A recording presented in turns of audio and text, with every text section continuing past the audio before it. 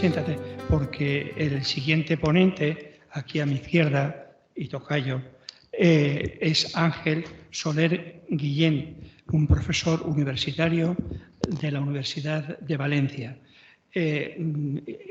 Siguiendo su currículum, se ve un equilibrio perfecto entre su interés por la docencia y su interés por la investigación, cosa que yo creo que es de admirar y que da el perfil perfecto para un buen profesor universitario. Pero además tiene siempre un afán divulgador y participativo en el ámbito aplicado de la investigación y más en concreto hacia la investigación sobre la calidad educativa, la economía de la educación y sobre todo tiene publicaciones en distintas revistas que ponen el dedo sobre la llaga y el punto de mira para la solución y la mejora en el abandono educativo. Empieza con un estudio muy profundo y muy amplio sobre el mapa del abandono educativo en España y también el estudio sobre zonas y poblaciones de España donde se concentra por diversas causas, pues entre otras puede ser también la presencia de grupos de distinta nacionalidad o sectores más marginados en el ámbito económico que naturalmente requieren, según su criterio que yo comparto, políticas eficaces para la mejora del contexto y a través de la mejora del contexto y del apoyo a las familias se pueda guiar una línea de mejora y de recuperación del nivel y la calidad educativa, que son, como es lógico, el punto más importante para el mantenimiento de la presencia del alumnado en cada nivel que le corresponde y un seguimiento individualizado en la medida que se pueda. De modo que creo que es muy interesante. Yo creo que los alumnos de Ángel tienen mucha suerte porque tienen un profesor que sabe y que sabe comunicar. Así que somos todos oídos. Muchas gracias. ¿Se escucha?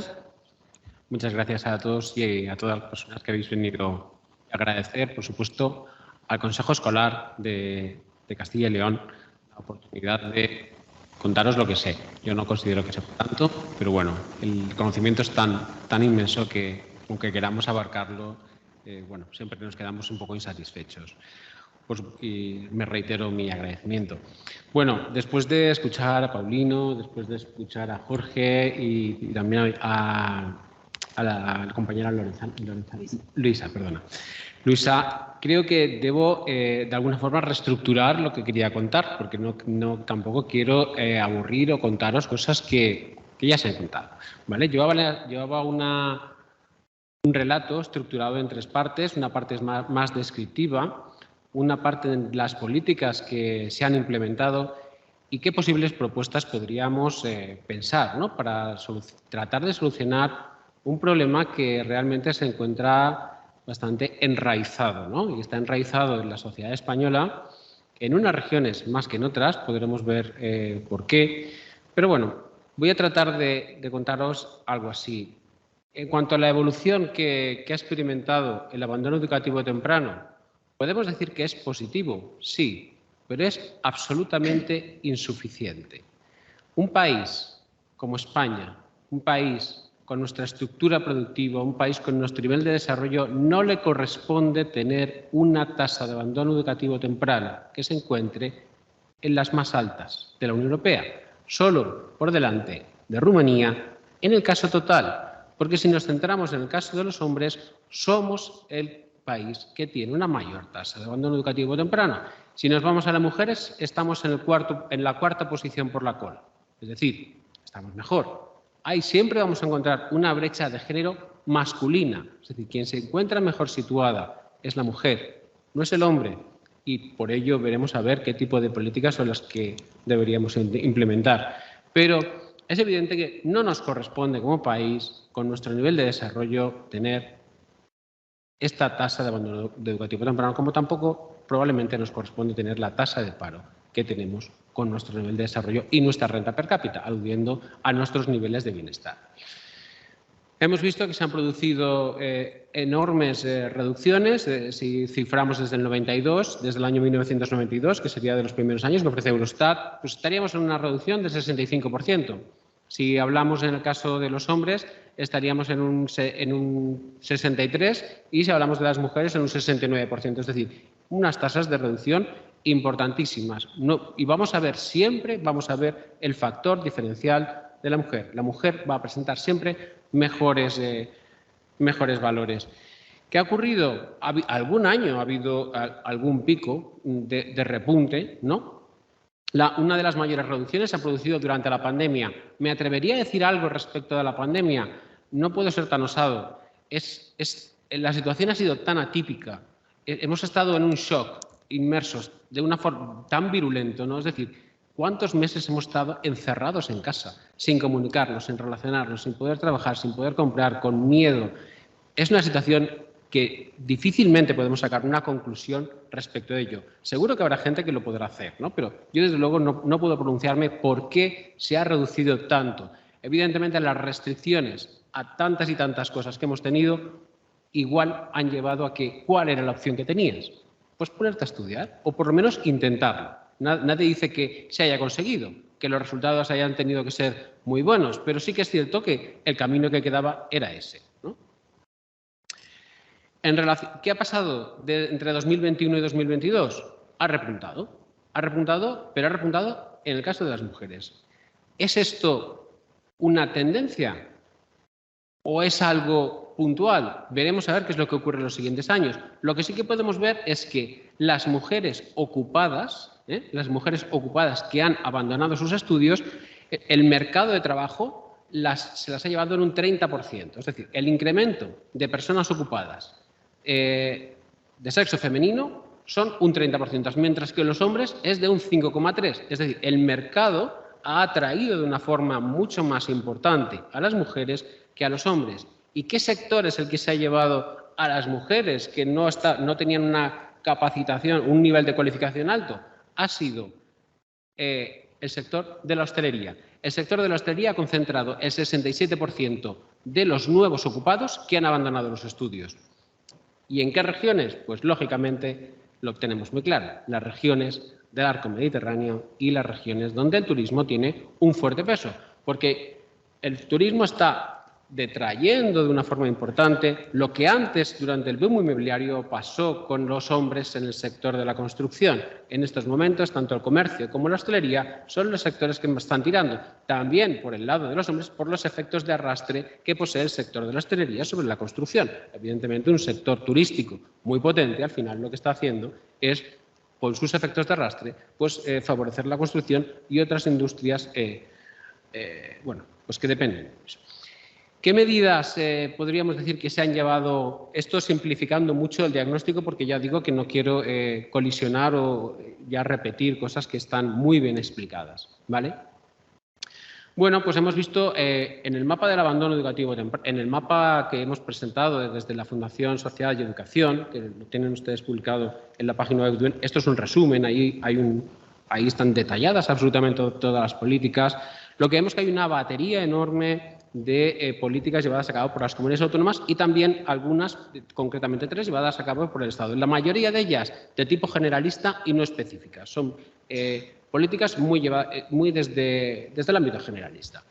Hemos de tener en cuenta, respecto a la efectividad de las políticas, tanto la naturaleza como la intensidad. Lo que resulta muy evidente es que para poder reducir el abandono educativo temprano, la intensidad del programa tiene que ser fuerte, es decir, se tiene que dotar de recursos, es decir, hacer una política de reducción del abandono temprano y dotarla con 20.000 euros, pues podemos hacer 7 políticas así, pero si no tienen una dotación económica que sea importante, poco vamos a conseguir. Y luego, además, debemos tener muy claro que deben ser políticas preventivas y no reactivas o de retorno. Las políticas reactivas o de retorno van a ser importantes para poder a ver qué podemos captar, pero las que realmente van a ser efectivas son estas, las preventivas. Así, en uno de los estudios que realizamos en el año 2014 para el Ministerio de Educación, el profesor Lorenzo Serrano y yo, así después de unos análisis econométricos, esa fue una de nuestras conclusiones. ¿Qué es lo que vemos? Que aquellas comunidades autónomas que mayor concentración de programas y de actuaciones públicas tienen, son casualmente País Vasco, Navarra y Madrid, que son las que tienen menores cifras de abandono educativo temprano. Encontramos en Castilla y León una situación peculiar, bajas cifras de abandono educativo temprano y escasos programas de reducción. No encontramos un gran número. En este caso, buscando también cuáles son las causas, ¿no? Lo que sí que podemos encontrar es una importancia secular de la educación en esta región. Si te vas buscando entre los datos entre 1860 y 1930, resulta que las provincias de Castilla y León son las que mayores tasas de alfabetización tenían respecto a España, situándose todas en el primer cuartil de las tasas de alfabetización. Es decir, la importancia intrínseca que tiene dentro de la región, dentro de la comunidad autónoma y dentro de sus provincias, la educación hace que, por ejemplo, en uno de los estudios que estamos realizando, en el que tratamos de explicar el abandono educativo temprano y controlando por variables como el sexo, el nivel de estudio de los padres, la nacionalidad, empezamos a quitar todas estas variables de control. Nos queda algo, nos queda un residuo, algo que no podemos explicar, ¿no? ¿Qué es eso? Una parte es el substrato, ¿no? Es el suelo sobre el que se está plantando. Y resulta que hay regiones que tienen una valoración, que es la educación, que es distinta de otras. Y este sería uno de los casos, pienso yo que puede ser uno de los casos de esta región. Respecto a los tipos de políticas, pues políticas de desarrollo integral también tenemos que considerarlas, no solo políticas que lo que hagan sea ofrecer una ayuda determinada a un alumno, darle 2 clases más porque necesita un refuerzo. No, es que a lo mejor hay alumnos que necesitan ayuda en el crecimiento personal, en el refuerzo educativo, en la capacidad económica y en la inclusión social, porque probablemente llegan a casa, a lo mejor no tienen, en un contexto de educación online, no tienen un ordenador, una tablet o un teléfono o cualquier método para poder acceder a la educación, o comparten una habitación con 4 hermanos, es decir, las situaciones pueden ser muy complejas y para determinados colectivos o para determinados niños o niñas puede ser difícil simplemente ponerles una clase y puede ser de poca ayuda. Desde un punto de vista más general, ¿qué es lo que ocurre? Que las políticas se llevan a cabo, pero no se evalúan. ¿Cómo sabemos cuál es el efecto de una política si no la hemos evaluado? Tenemos una cultura de la evaluación de las actuaciones públicas que es muy baja, Solo evaluamos, la mayoría de las políticas que evaluamos son aquellas que proceden de fondos de la Unión Europea porque estamos obligados a hacerlo. Pero resulta que con las políticas que nosotros implementamos, difícil es conocer cuáles son los resultados si no hemos llevado a cabo una evaluación. Con lo cual, eso nos produce también ciertos problemas de coordinación y de eficacia de las políticas, porque si las evaluáramos y conociéramos cuáles son los resultados, a la hora de volver a implementarlas podríamos plantearnos qué es lo que deberíamos hacer. En cuanto a las propuestas que podríamos plantear, aventurarnos a hacer alguna propuesta, evidentemente evaluar las políticas. Las actuaciones públicas deben ser evaluadas para conocer cuáles son las consecuencias y cuáles son sus efectos.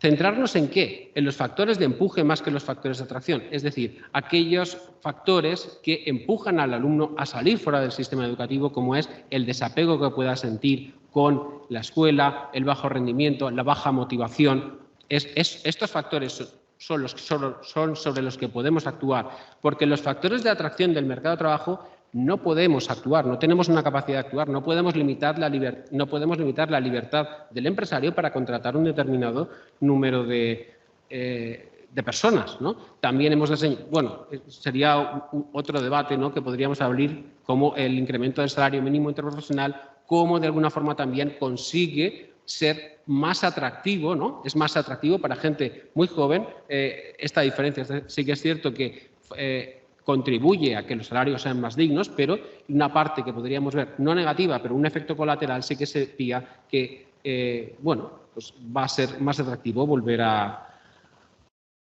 ir al mercado de trabajo. Algo que es fundamental, desde mi punto de vista, es la información y la comunicación. El alumno tiene que tener información y comunicación de lo que significa abandonar sus estudios, y para ello es fundamental la figura del orientador educativo. En otro trabajo que estamos realizando, a partir de viendo la gran heterogeneidad de los orientadores educativos que existen, ¿no?, en los diferentes países, hemos podido ver que que la existencia de un orientador en el centro, contratado, un orientador, no es un profesor que tenga que además hacer estas funciones, sino la figura de un orientador va a tener un efecto sobre las aspiraciones y la motivación del alumnado. Este alumno va a conocer cuál va a ser su situación, es una situación en la que podrá alternar periodos de ocupación, desempleo con subsidio, desempleo sin subsidio, es decir, una vida realmente precaria. Ante esto, probablemente sus aspiraciones y sus motivaciones cambien, mejore su rendimiento y inicie un camino en el que no vaya directamente al abandono educativo.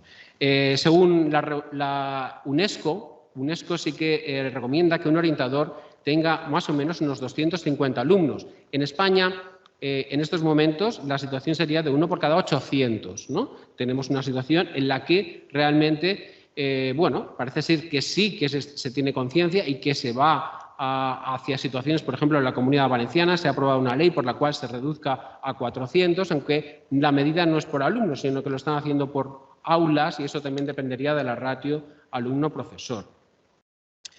El fomento, ya se ha hablado de la formación profesional. Ángel es, por supuesto, muchísimo mejor conocedor que yo de todo esto, pero bueno, creo que es muy importante fomentar una FP dual, el número de plazas, por supuesto, la actualización de la oferta, es decir, no quedarnos estancados y seguir ofreciendo profesiones con poco futuro en un contexto en el que no sabemos dentro de 5 años de qué van a trabajar las personas que se están agresando con la increíble revolución que supone la inteligencia artificial, que si estábamos hablando hace un momento de la robotización y que los trabajos más precarios o los más rutinarios son los que tienden a sustituirse, parece ser que con la inteligencia artificial ahora mismo, pues incluso los matemáticos podrían ser sustituidos. Por tanto, en un contexto de este tipo, pues debemos actualizar de una forma coherente cuáles son los programas que debemos actuar. Y ya, simplemente ya para terminar, pues sí, ¿por qué no hablar de la ampliación de la educación obligatoria hasta los 18 años? Estaba comentando, Luisa, qué es lo que ha hecho Portugal, ¿no?, para mejorar de esta forma los resultados. Bueno, pues Portugal, en los años 2009 y 2011, lo que ha hecho ha sido aumentar 3 años la educación obligatoria. Ha pasado de los 15 a los 18 años. De esta forma, por definición, la tasa debe reducirse, porque si nosotros estamos considerando que es entre los 18 y los 24, pero claro, ello no quiere decir que tengamos que sentar a los alumnos para contarles matemáticas, para contarles lenguas, es decir, para contarle es decir, se tiene que hacer desde una forma flexible, interaccionando con el mercado laboral, ofreciendo contenidos que realmente vayan a insertar a estos alumnos, es decir, sí, tenemos que estar pensando en el mercado, sí, hay educación que puede ser más vocacional y hay otra vocación y hay otra educación que realmente va orientada al mercado de trabajo y es que en un tipo de alumnos en el que realmente no tiene esa motivación para seguir estudiando y que hay que ponerle a lo mejor una zanahoria delante para que sienta que tiene que seguir estudiando, ¿vale? Y el último aspecto que señalaría sería respecto a cómo, en cuanto a políticas de corto plazo, pues vamos a ver, tenemos un problema, ¿no?, en el abandono educativo temprano y parece ser que es un problema básicamente masculino. Pues entonces, en el corto plazo deberemos también centrarnos en políticas específicas que vayan más destinados a los hombres y no tanto a las mujeres, porque realmente es donde tenemos el foco, donde tenemos que centrarnos, porque parece que las mujeres está bastante más controlado. No obstante, en el largo plazo, también a través de un indicador del World Economic Forum sobre igualdad de género, hemos podido comprobar que en sociedades donde más igualitarias, la brecha de género en abandono educativo temprano se reduce, pero no porque las mujeres empeoren, sino porque los hombres mejoran mucho. ¿Por qué? Porque el estereotipo de que es la mujer la que estudia y el hombre el que trabaja, cuando no son muy buenos, eso desaparece. Por tanto, los hombres entienden, los chicos entienden de alguna forma que deben seguir sentados también en las aulas en esta igualdad de género. Quien más beneficiados va a ver son los hombres y no las mujeres. Y con esto no les aburro más. Gracias.